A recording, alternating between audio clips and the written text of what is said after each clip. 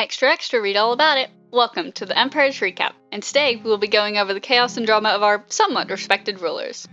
This week, we say goodbye to a few more emperors, and we are thankful for the stories we were told, silly or serious. Happy endings are bountiful after all.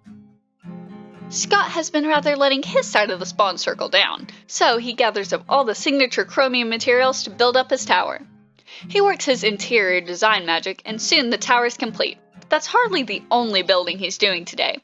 Chromie is looking for a little bit of infrastructure. Beautification over, it's time for some adrenaline. Flip puts out word of a deep dark tour, so Scott naturally heads along. Yeah, 100. Safety is our number one priority here. Goblin safety and Chromia's safety apparently have completely different definitions when a warden pushes out of the ground to chase the intruders. There's a couple of casualties. Shelby is one, and Joel's child is another, and Flip himself is the third. Joel wasn't too happy about the sham of a tour, clearly.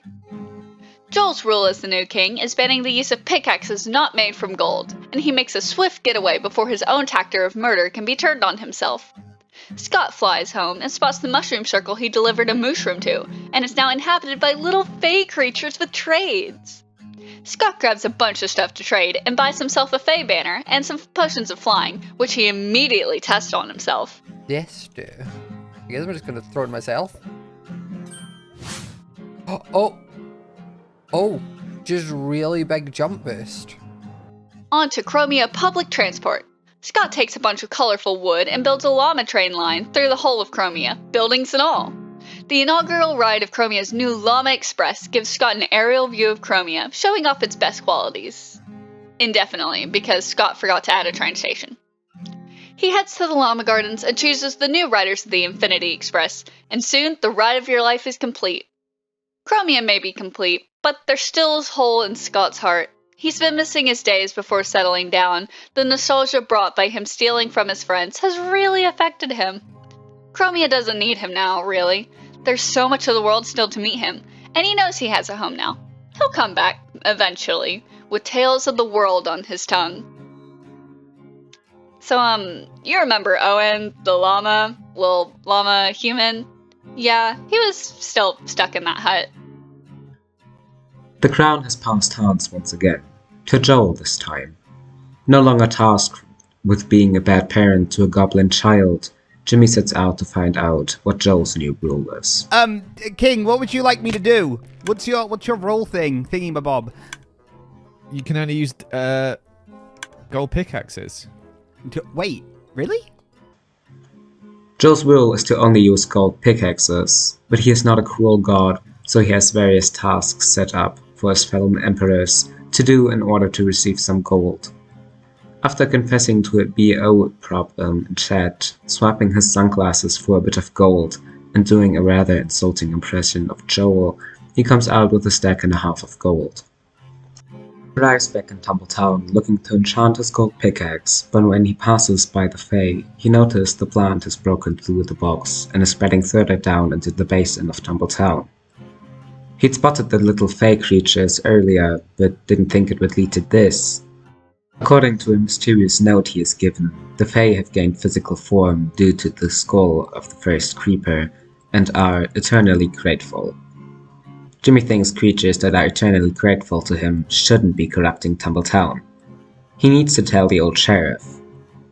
The old sheriff is astounded by the spread of the Fae, and informs Jimmy of the departure of some of the other empires. Perhaps the Fae is what's causing it.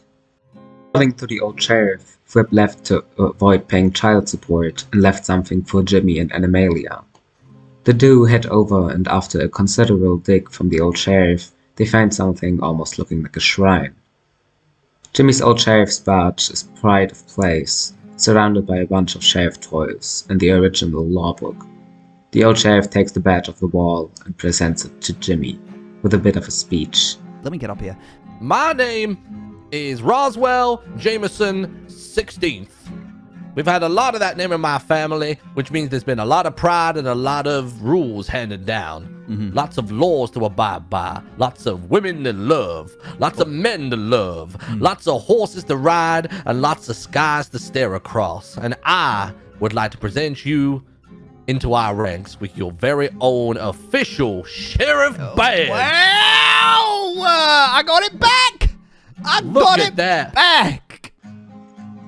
Now, with all the Fae in Tumbletown, perhaps it's better if both sheriffs take their leave, combine their skill and make their own town.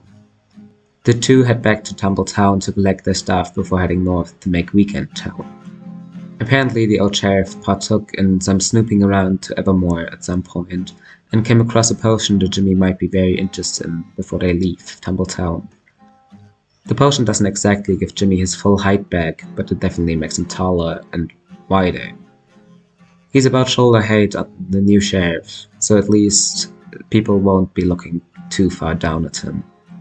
The two set out with the old sheriff telling stories along the way, and that is the end of this empire. We hope you all respect the Sheriff Jim for as long as we had him.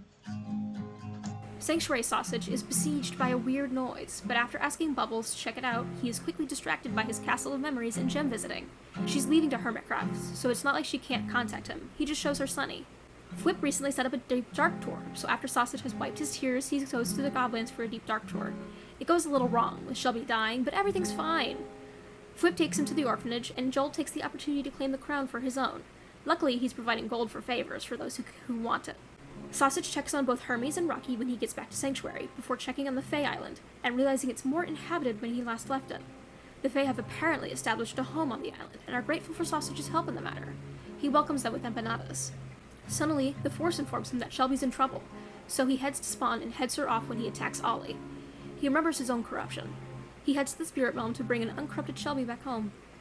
In Sanctuary, Bubbles reports back that the king is getting closer, and he needs to prepare.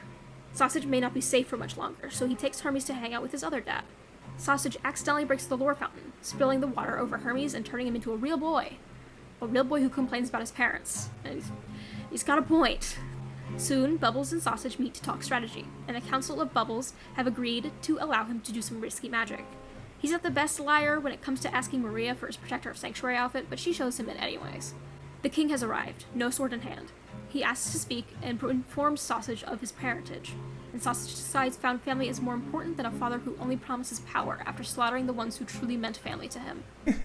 Nah, it's not gonna work. I have enough power already. I don't need it anymore. Thank you so much, though. Thank you for coming by, Sanctuary. You can go now. The king promises an army, but Sausage is not standing down. He may not intend to fight, but that doesn't mean other versions of him have taken the same vow. Various Sausages from the multiverse defeat the king and head home back to their own reality. Sausage confronts Eddie, and he asks for forgiveness on not telling him the truth. Of course Sausage forgives him, and now that the threat is gone, he can get back to working on Sanctuary. The Castle of Memories stands tall with its new interior, full of evidence of good times he's had, through Empires, Afterlife, Season 2, and Hermitcraft. The Dark Castle gets a bit of a remodel, and Sausage checks on Sunny. He's got a voicemail waiting from Pearl, updating him on the daily Hermitcraft guide. If communication with Pearl is back, maybe communication with B-Dubs is back too. It doesn't appear to be at first, but a B-Dubs hologram comes online and tells him that he's proud. Why shouldn't he be? Sausage has kept the sun shining through even at the worst of times.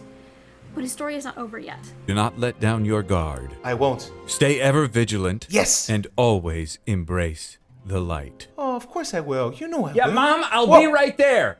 What? Sheesh. Your mama's calling you. Goodbye. Oh, bye, my friend. Sausage promises Bubbles that this is the last time he'll break the multiverse. He's going on break, and he'll give him more chew toys. You know what? You're the best puppy I ever met. You know, all the other Bubbleses and all the other multiverses, I met them all. You are my favorite. No, well, I don't want to say I am the best one. I'm Yes, probably you are. the I might be the best one. I mean, I've got a lot of knowledge, and I mean, I'd probably say using all that knowledge and putting it all together, I'm probably pretty good, you know. The best. Okay, just so tell the other ones. Oh wait, I forgot. They can all hear me, can't they? Oops. Many years later, sees Sausage at his tavern, his goblin son Rocky working at the bar, and Hermes and Sausage having mended their relationship. He's just looking for his dad's staff. Hey, Dad. Can I borrow your Staff of Sanctuary really quick? Wait, what are you gonna use it for? Oh, you know, the usual. The multiverse isn't going to explore itself. Fine, but be back by dinner time. I got some tasty empanadas coming. I will. Promise. Love you, Dad. Sausage makes Joel promise to look after him, and the sky thunders in acknowledgement. Sometimes you do get a happy ending. And with that, join us next week for more chaos and shenanigans. Thank you for watching, liking and subscribing, and thanks to everyone helping out with the project. Check them all out down below.